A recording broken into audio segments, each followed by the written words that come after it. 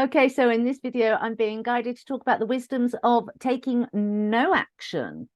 And so without further ado, let's get into it.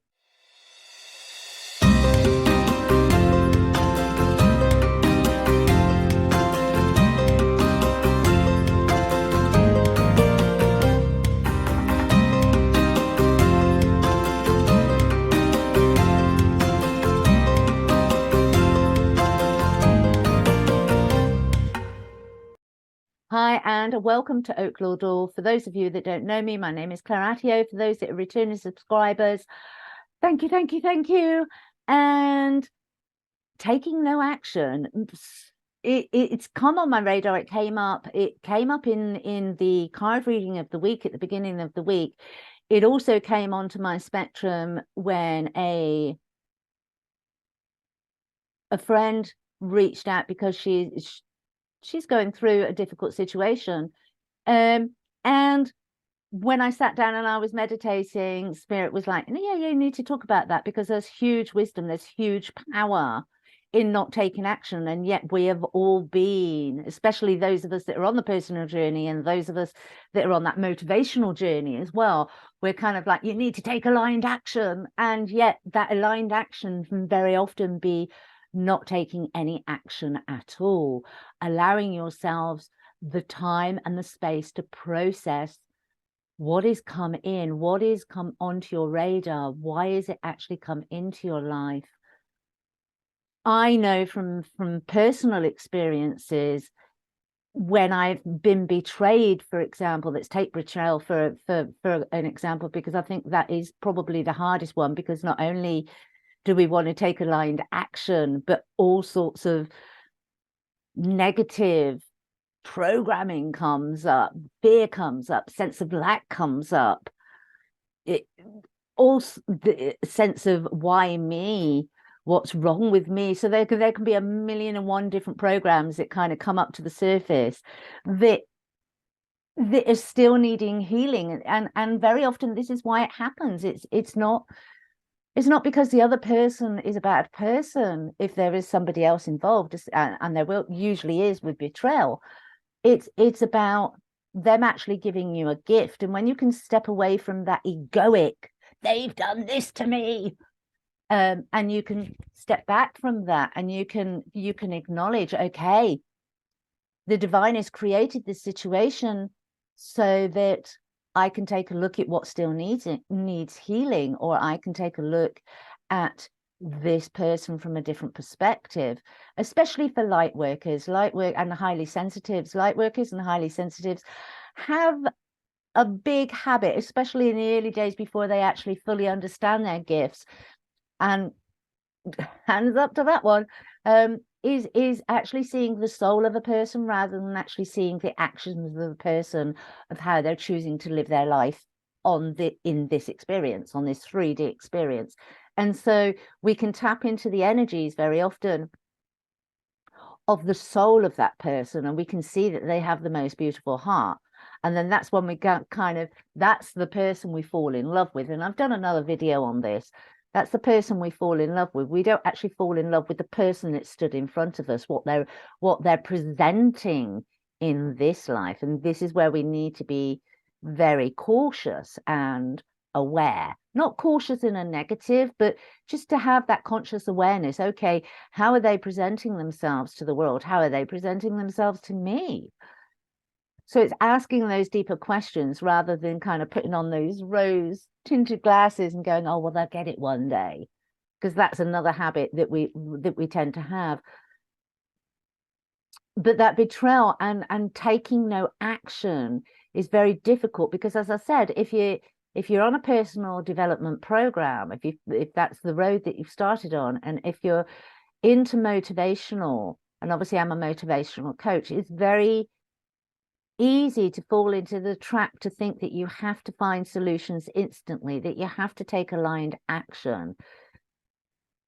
And also, it's very easy to fall into egoic states of mind. They're not getting away with that. Do they think I'm stupid? I'll show them.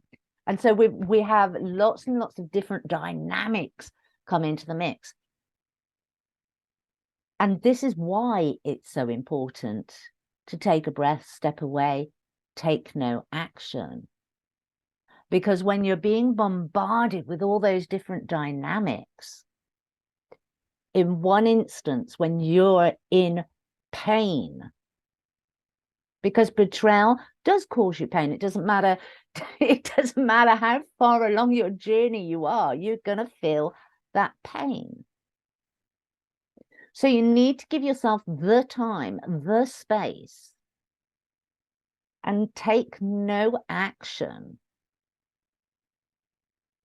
to pull back and to consciously sort through all of those dynamics that are coming into you at that moment. And this is where you need to pull back your energy, but you're not pulling your energy back from a place of, I'll show you. You're pulling it back because you need it. You're pulling it back because you need that energy. You need to focus on you. In that moment, in that pain, you need to be bringing down more divine energy and filling your cup up. You can't give it to others in those moments.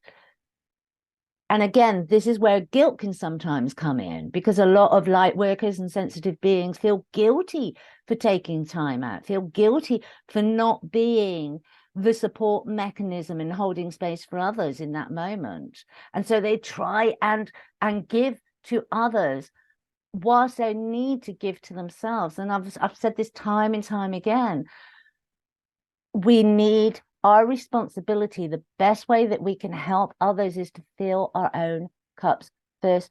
Then we are giving unconditionally. We cannot give unconditionally when our own cup is not full. We don't have that overflow. And so we will, if we give when our cup is half full, a quarter full, 3/4 full, it doesn't matter where it is.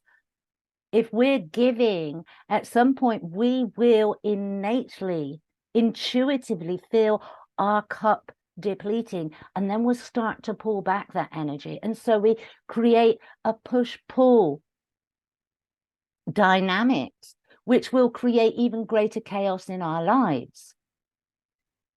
And so the best thing that you can do for everybody involved, or even if they're not involved and you're the support mechanism for your extended family, in those moments, in those times when you're in need, pull back your energies, not from a place of I show you, or I'm not giving love to you anymore because you did this. If you do it from that, you're creating a negativity, you're creating a negative space. But if you pull it back because of your own self-love, because you know that in this moment you need some TLC, you pull it back.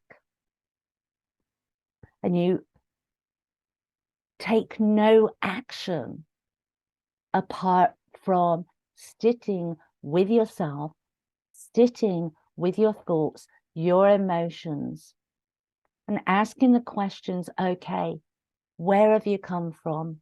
Why are you existing? What is there for me to learn? And it's only when you're very clear on that and you feel that you're on stable ground do you go and have that conversation with that person. And sometimes you may not even have a conversation with that person. Sometimes you may decide to just cut them out. Other times you may decide that you're going to observe the situation. Only you will know what is right for you. But let's not make the decisions and get the solutions from the head. Let's get them from the heart. Let's get them from divine. And let's step away from, you did that to me. And step into, okay, that happened for a reason. What is the reason? When we're able to do that, we step away from the blame. And then we can step away from guilt. Blame and guilt, they always go hand in hand.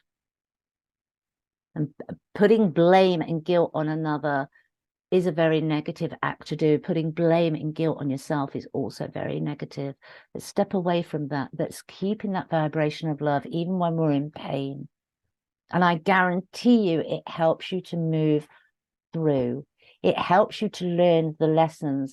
I have personal experience of this. I've had personal, my intimate relationships, each one of them has ended in betrayal. And it was only with the third, the last, that I was able to do this. It was a progression throughout my life, a progression of learning. My first, it was, I stayed in that anger for 13 years. I stayed on my own. I was never going to have anybody else in my life. The betrayal, and they always say the first cut's always the deepest, so it makes sense. My second, I was still angry. How dare they do that? How dare they abuse my trust? The third one was like, okay, that doesn't even belong to me. That is part of their journey. They gave me the beautiful lesson of me learning my patterns, my repeats, what I was actually doing. And as I said, for me, it was, I was putting on those rose-colored glasses. I was looking at the soul of a person rather than the person that is presenting themselves. And I was running some confidence programs and some self-esteem programs. Obviously, it was all there. But as I did my healing journey, I was able to see that. And so when the betrayal happened, I was able to step away. I was able to pull back. Did it hurt? Absolutely, it hurt. All my dreams, wishes, hopes had all kind of gone down the drain. So I needed time to acknowledge that. But I was able to step away from the blame. I was able to step away from the shame. I was able to understand that actually they're in a place, in a space that no longer resonates with me. They made choices with their free will not to join me, not to be on this program of self-development. And that's okay. It wasn't about me. It was about where they were. And that's the difference. That's just a really good example. So not taking action in itself is a massive action. And Divine wanted me to discuss this. It kind of changed. I had two different recordings planned for today, and when I did the meditation, it was very clear on the two recordings that it wanted to come through. So I hope that has helped. I hope that's made sense. I do feel that there are going to be situations unfolding as we roll into 2024 where this is going to come into play. And you can do yourself a massive, massive service by not being reactive, not taking the situation to the mind and trying to find solutions, but actually just sitting with it in the heart and being honest with yourself. When we're honest, it's really easy to be honest with ourselves when things are going great. It's much more difficult to be honest with ourselves and take ownership of the parts that we have actually played in a situation when we have somebody that's betrayed us, or we have a situation where, to all intents and purposes, before our awakening state, we would have gone, they've done this to us and that's happened and that's wrong. And so to actually sit and go, okay, what part have I played in this, will give you massive growth and will start to cement a really solid foundation for you. Is it easy? No, it's not. It's not easy. It's not easy to take ownership of things we really don't want to take ownership of. Let's be honest. None of us want to kind of go, oh yeah, I got that wrong. As you do it more, it becomes easier. You just accept it, and it just becomes part of you. And that is what helps you step into your truth, step into your authenticity. But to begin with, it's not easy. And I'm not going to pretend it is, but do the very best you can in that moment. And I guarantee you will move forward. Your life will start to change for the better, and you will start to bring in and be able to maintain the higher frequencies of love, of joy, of peace. And I'll leave it there. You take care. Bye-bye.